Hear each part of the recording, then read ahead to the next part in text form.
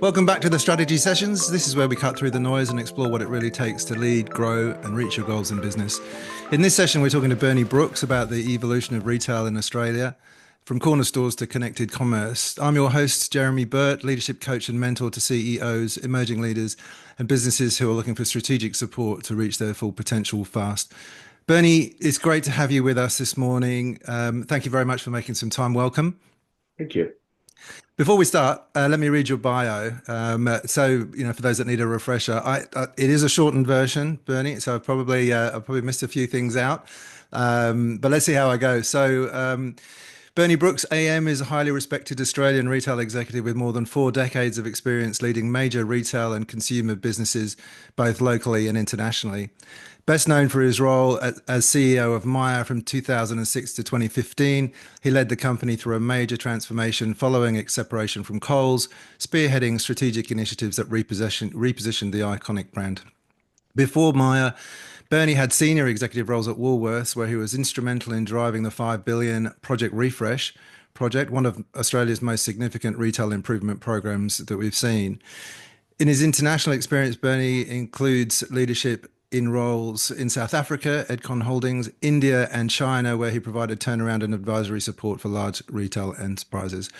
Bernie currently serves as the chair of the Marquee Retail Group, overseeing brands such as Colette by Colette Heyman and The Daily Edited, and is also the chair of the Direct Group. He's also the chair of 2 syndicates at the CEO Institute. Bernie sits on various advisory boards and is a regular speaker at global retail and leadership forums, including the World Retail Congress.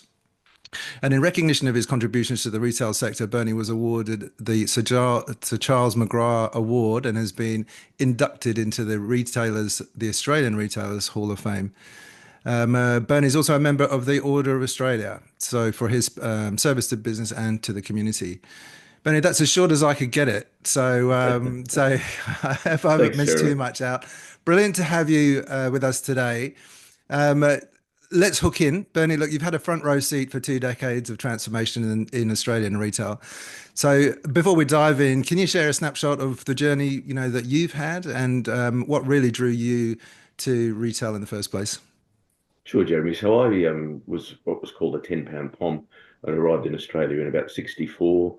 I ended up uh, putting myself through uni and working as a head trolley boy at Woolworths Safeway, and it was head trolley boy, and I was head because it was only one. But I was the head trolley boy while I was putting myself through uni, and then working in various retail businesses, all connected to Woolies and Safeway at that stage.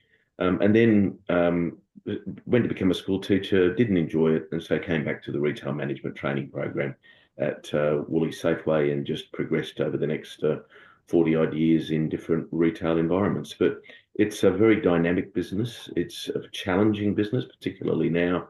And, I think that when I was sort of growing up, everybody wanted to be a bank manager or a lawyer. And not too many people wanted to enter retail, but I think it's a phenomenal career and it's so diverse and so interesting. So really attractive and something that I've got a real passion for, obviously. Yeah. And so in terms of the landscape of the retail landscape back then, presumably all bricks and mortar, quite a local feel to it. Yeah, I think you've got to look at the history of retail to understand where we are today. And I quite often do this. I think you can learn a lot from how things have progressed. I mean, originally retail started with that sort of corner store guy and actually started in the sort of early colonial period, starting really with the gold rush. And then from there, we saw in that sort of mid 19th century the development of what we now call department stores and Marcus Clark and Lang and Bruce in Melbourne and David Jones. And then we saw the European model of what was then called sort of shopping arcades, not shopping centres. And then from that, in the early 20th century, we then saw all the retail innovation and department stores and things that people would recall. But you've got the 1960s of shopping centres, and you think of Roselands and Bankstown Square to sort of mention a few. And then self-service retail, which started with the Pratts in Melbourne, Joe Berry in Queensland and New South Wales. And we saw then self-service where the guy moved from behind the counter and then moved to actually serve the customers. And then the suburban shopping centres appeared. And then from that, the surge in that 1990s, 2000s of the big sort of Westfield and QIC and Lendlease shopping centres that we do now. And so, you think about it, that original storekeeper with the apron on, he was the best form of loyalty program. He knew everything, understood everything. And so, retail's evolved, and now we're in a more sort of digital, omni-channel environment. And, the next stage will be interesting. But coming back to it, I think, that from that perspective, think people that are still in their teens and their 20s, there's a couple of things that I always mention that surprise them. And that is that sort of in that 70s and 80s, the independents dominated the food aspect, particularly of retail. So you had David's Holdings, Tucker Bag, you had Man in the Moon, Foursquare, 7-Eleven, 727. IGA was very small there. And you saw and Composite Buyers, and in Western Australia, again, a separate wholesaler, and in South Australia, and they controlled 60 to 70% of the market. The change that's occurred now, where that 60 to 70% is controlled by Woolies and Coles, has come about over a period of time with them, buying Bilo, buying Franklin's, buying a lot of small independents, building a liquor business. And so we saw that enormous food transformation to mass market. And to some extent during that time, we've seen a similar story occur with, changes in discount department stores and department stores, and now the digital component where we are today. So that's a sort of, I think that puts it into a, let's call it a positioning as to why and where we are today. Wow, yeah. And then so in terms of the actual experience, I mean, the picture you painted there, of the grocer in the apron, really knowing all his customers, and certainly I've shopped in grocers like that. Obviously the experience now has changed a lot, between what we see now and what we used to see.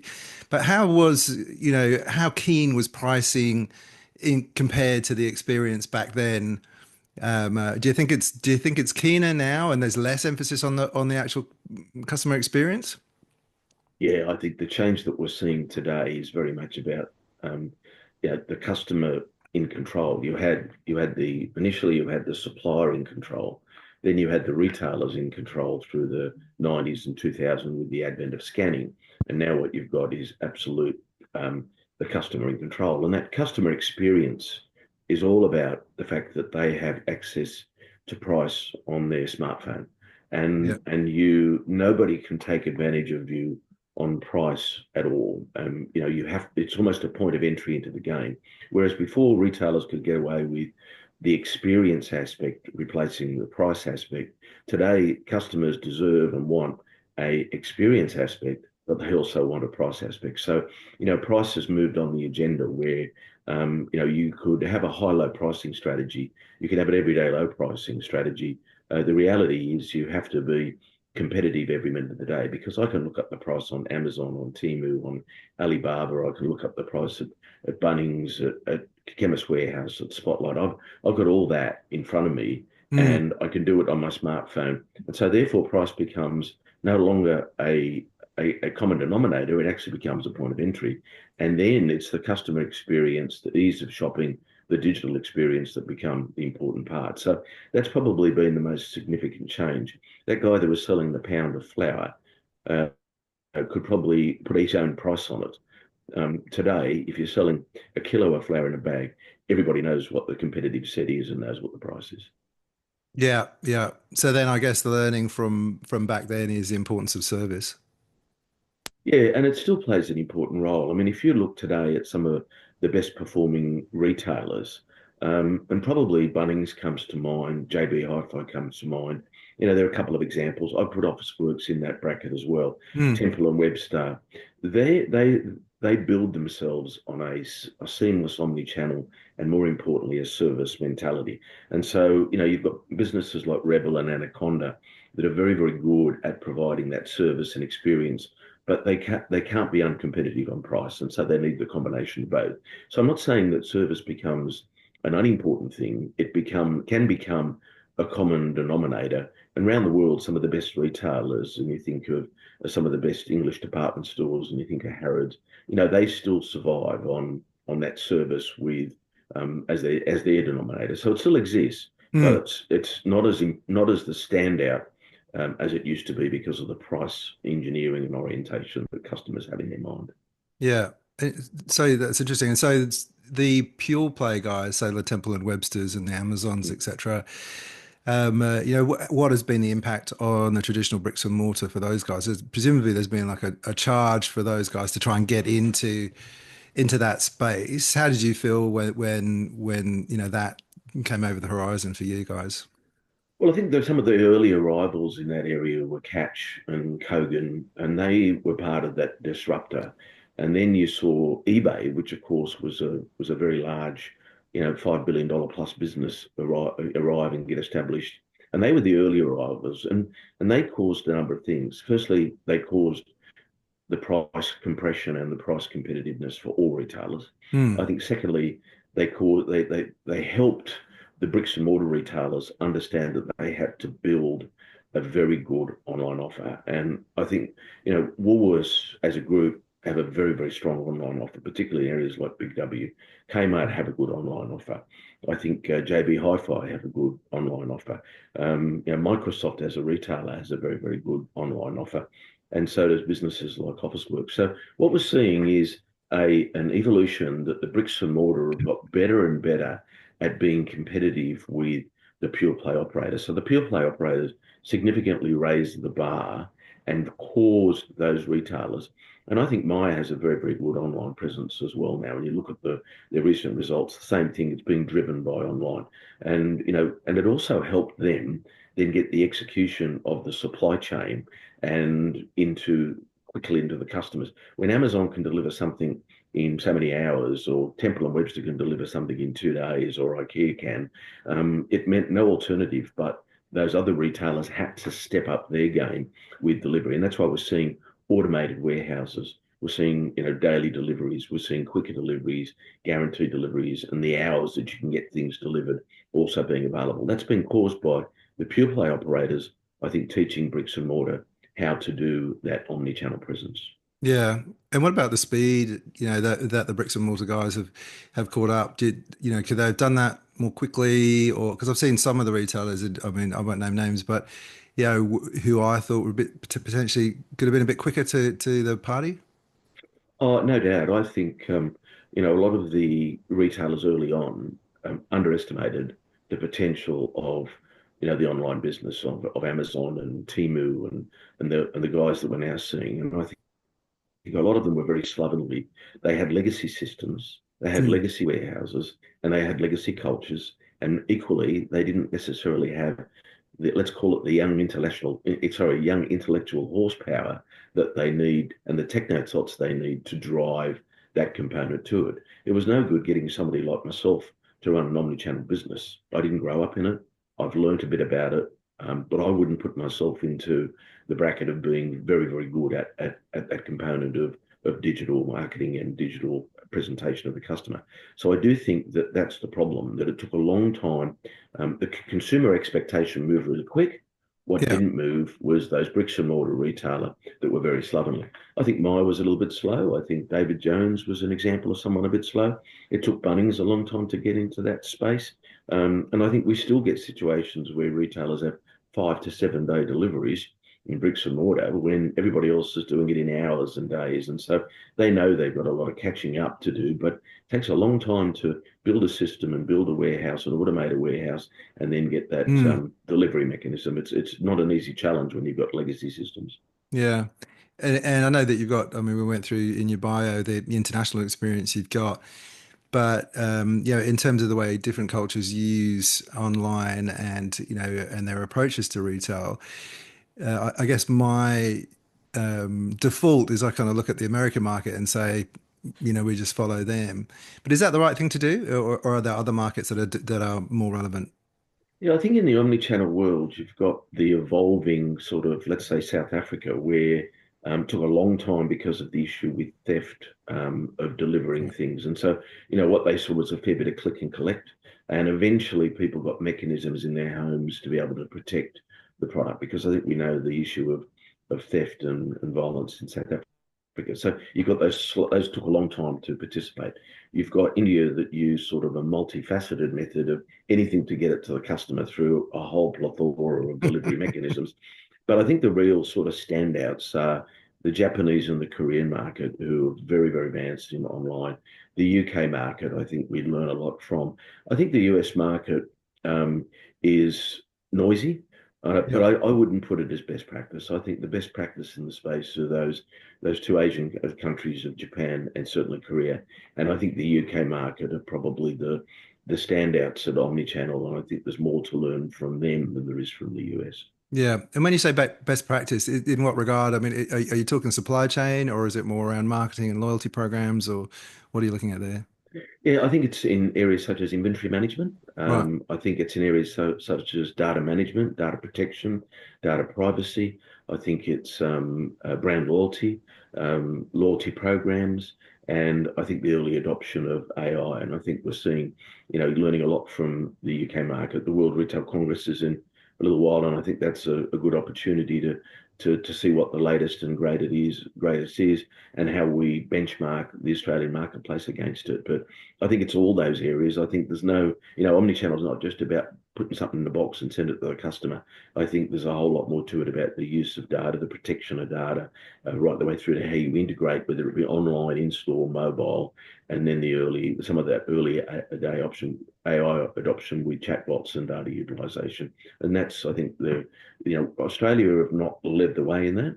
We've done Yeah. some good stuff, but I think really we have followed a lot of the trends from overseas. Does that matter that we're sort of following, or do you think it's costing us? I think the tyranny of distance in Australia and Mm. the lack of population provides the biggest obstacle. I mean, Amazon can go to a street in the middle of New York and have 100 deliveries across 2 blocks. Yeah. Whereas here you can get a delivery to Cobar, you can deliver to Burke, to Bathurst. You can come into the middle of the CBD and you're doing 2 deliveries across, Phillip Street and Elizabeth Street. So it's a very, very different volume and populace. And so it becomes a lot more challenging for us. And that's another reason the American market's not a particularly good guide. So I think there's nothing wrong with that you don't have to be at the bleeding edge. And I Yeah. think there was a lot of retailers in those countries that are very good today that didn't survive because they tried to do too much and didn't get the cost model under control. I think it's good to learn from them and have the balance we do in Australia. Yeah. Yeah. And then, so looking more broadly, at today's market, interested to understand a little bit more about the importance of sustainability, a role, ethical sourcing plays in retail now. Is that, I mean, I think in the past, my view was it was a bit of a differentiator. But again, is that now it's becoming more legislated and more expected? Is that just a table stake, a bit like price that you mentioned earlier?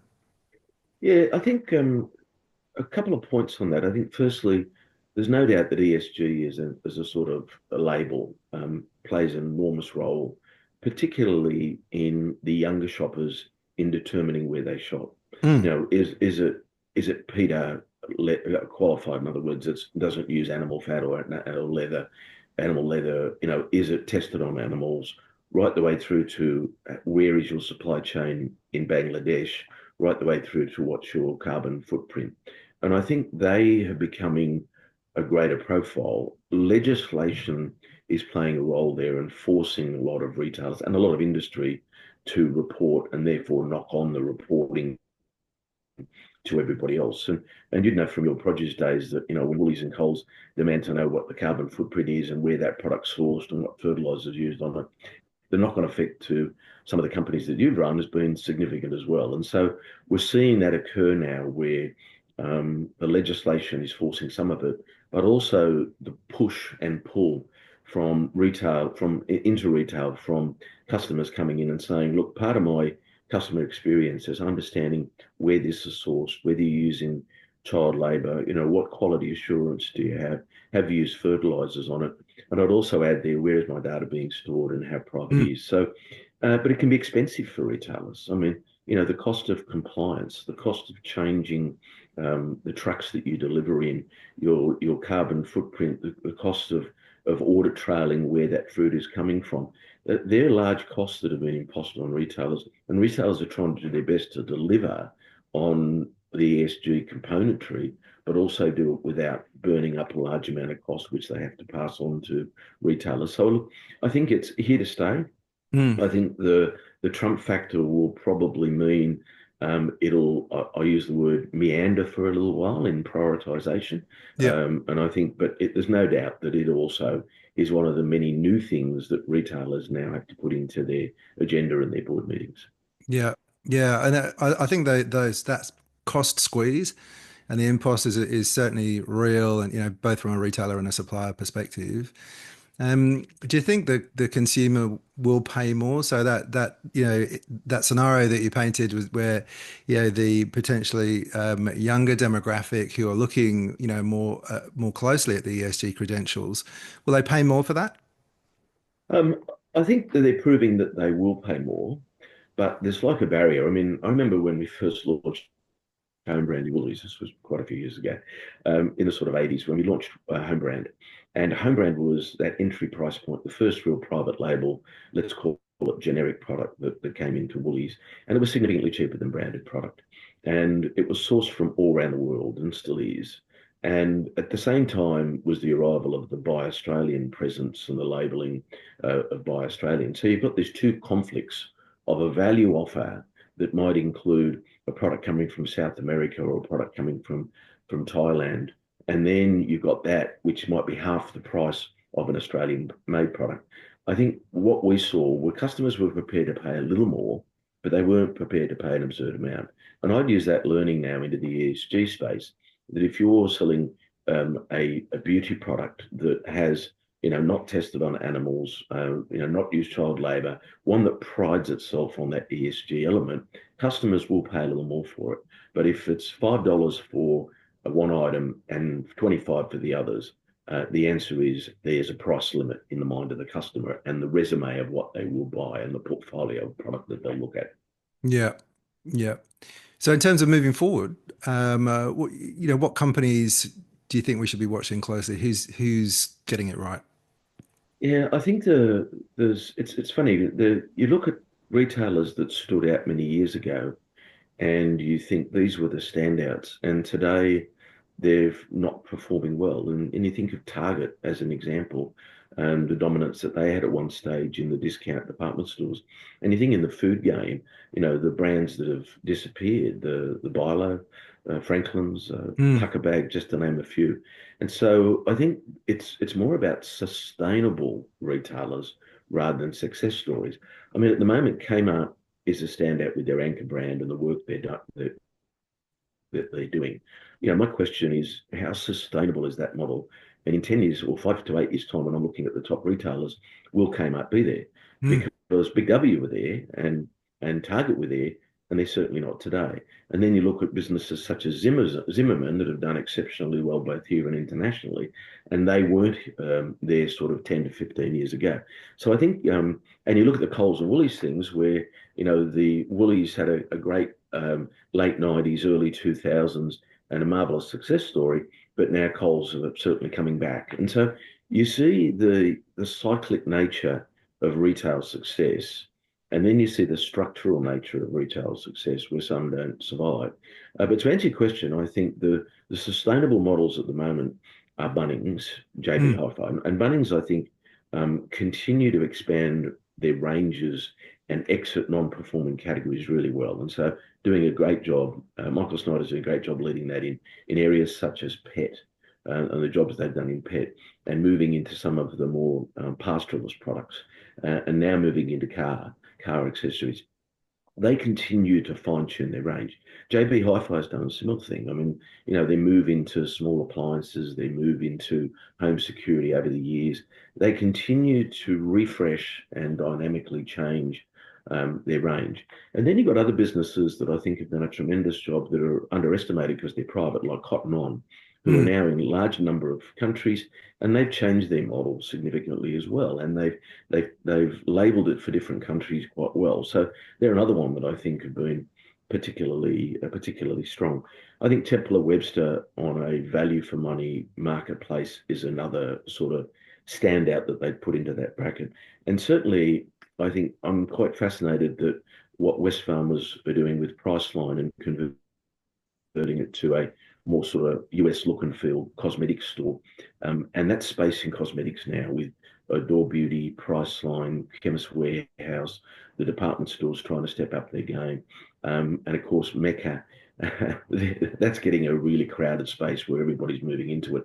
And I think there will be some casualties in that space. It's like anything, you get something that's hot and sustainable, like cosmetics and fragrances, everybody piles into it, and then you get the winners and you get the losers. And talk about a market that's about to become very crowded. So that's one I'd certainly watch out for.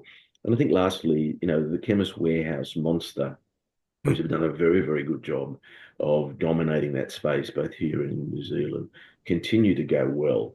And I think the question is, where is the growth platform for them once they've proliferated a large number of stores?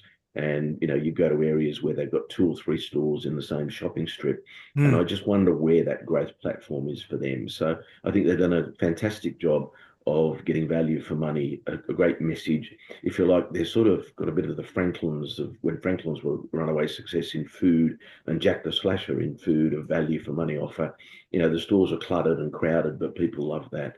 That's a great concept. But the question is, how do you develop that and take it the next step?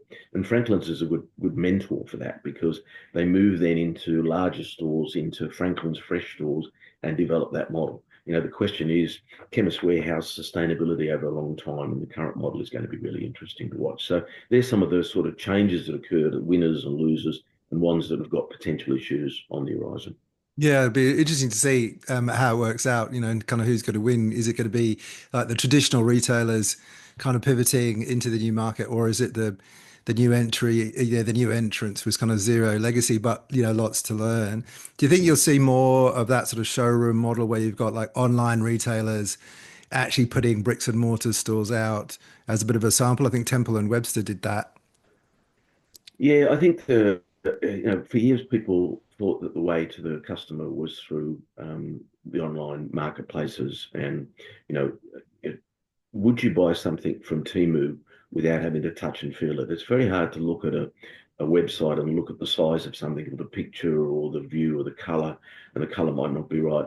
All those things make it very hard. That says online only has got limited potential. You can still market share and be successful, but you really need that touch and feel. I mean, if you go back, this is where the history of retail becomes really important. The customers wanted the self-serve retail when they can go in and look and feel, compare the product, compare the size, compare the quality, compare the look, try it on. Yeah. So I do think that we're going to see a combo of some of those traditional bricks and mortar, and Amazon, of course, have opened stores as well. Mm, And of course, they bought Whole Foods because they realized that when people were buying organic that's right. food, they wanted to look at it. So I think in many cases, you know, it becomes a sensory thing. Your eyes are pretty good looking at it, but you do want to smell it, you want to feel it, you want to taste it, you want to touch it. And I don't think that's ever going to change. As simple and as basic as it is, I think that's what's driving customers, and that's what's driving pure play operators to say, I need an omni-channel store. And that omni-channel might only be a showroom. Yeah. And if you look at some of the stores in the middle of Melbourne and Sydney CBD, they're paying high rents. I walk past them and there's very limited people in, and it wouldn't be a profitable store, but it's a flagship that enables people to have respect and authority to go into the website and buy it, know that they can go to the store if there is a problem, or they can go and look and touch and feel and come into it. And I think the best example is when you're buying a telly these days, you can go online and research the refresh rate, the size, whether it's 4K, anything that goes with it, whether it's got internet access. When you walk into a JB or a Harvey Norman, or go to Kogan, you want to see it, but then more importantly, you know exactly what you're buying because you've done your research. And the internet and that online offer, in many cases, is a research hub for going into a bricks and mortar and making a transaction. And we're seeing that now occur with a lot more retailers. Yeah. That's really interesting. Um, so they're just looking to the future. What if if you were going back into retail again, or what would be the one piece of advice you would give to somebody getting back into retail or getting into retail now? I think the speed at which Jack Schumacher and Sam Walton, who started Walmart when I had the opportunity to be in Bentonville. I remember Jack used to use a term, and he said the common denominator in retail is the quality of the people and the speed at which you do things. Mm, And I think it stands today, and it's probably stronger today, that the quality of the people that you have becomes really important, and the speed at which retail has changed. I mean, if you look at the supply chain interruptions we've experienced and the speed at which that's occurred, if you look at the digitalization and the speed at which it's occurred, and then you've looked at COVID and the changes that knocked on effect for COVID and the cost of energy, it becomes the speed at which you react to those things. And that's where the small, subtle, agile retailer, which may well be a hobby for someone, has got a bit of an upside because they haven't got the legacy of mm, big boxes of systems and processes. So I think as you enter retail, I think you've got to have a very strong digital understanding. You've got to continue to look at things through the customer eyes. You've got to understand the history of retail to know where the future of retail is. You've got to have that competence, that autonomy. You've got to be a team player. You've got to have integrity, good communication skills. All those are sort of points of entry. But I think you've got to come in with the concept of speed, and you've got mm. to come in with the concept of understanding that people and the quality of people play a really important role. And finally, you've got to remind yourself that the customer is still the person at the center of all decision making. It's not the analyst, it's not the investors, it's not the cash flow, it's the customer. And I think good retailers like the Bunnings, like the Cotton On, like the Woolworths, they do exactly that and take those customers' shoes and eyes when making pertinent decisions. Yeah, yeah. I mean, and you mentioned culture earlier on. I think that that culture is really important to actually get right. And certainly, what I've seen, of retailers that do it right here and abroad, certainly culture is front and center. Lots of training and development that go in. Exactly. Obligatory question, Bernie, but AI, what's your view in terms of, does that scare you? Do you think it's going to improve? Is it going to be the panacea for us all in a retail context, or do you think it just means, better use of data? Well, when World Wide Web and scanning arrived, there was a similar sort of reaction and upheaval about what a marvelous tool it could be and what opportunities. But then if you think of the World Wide Web, and I know I'm showing my age, but then you've got the World Wide Dark Web, and then you've got fraud and everything that goes with it. So it's a fantastic, incredible invention, but it brings with it an enormous amount of risk and concern, and I would call threat. And then if you think of scanning, which was great from the collection of data, but with that comes all the issues of data privacy, all the issues of compliance, all the issues of, again, fraud, and all the issues of hacking that we've seen. So I think the first thing is history tells you that anything from a new concept, and AI is not necessarily a new concept, brings with it an enormous opportunity, but it also brings with it an enormous amount of threat. And those threats are very, very similar of, of fraud, threat, risk, people getting taken advantage of. However, the opportunity to replace a lot of mundane tasks with AI, to replace a lot of data analysis with AI, to replace a lot of evaluations with AI is significant. I think areas such as marketing should be concerned about the advent of AI, but it will improve efficiency. But you have got to navigate the complexity of AI.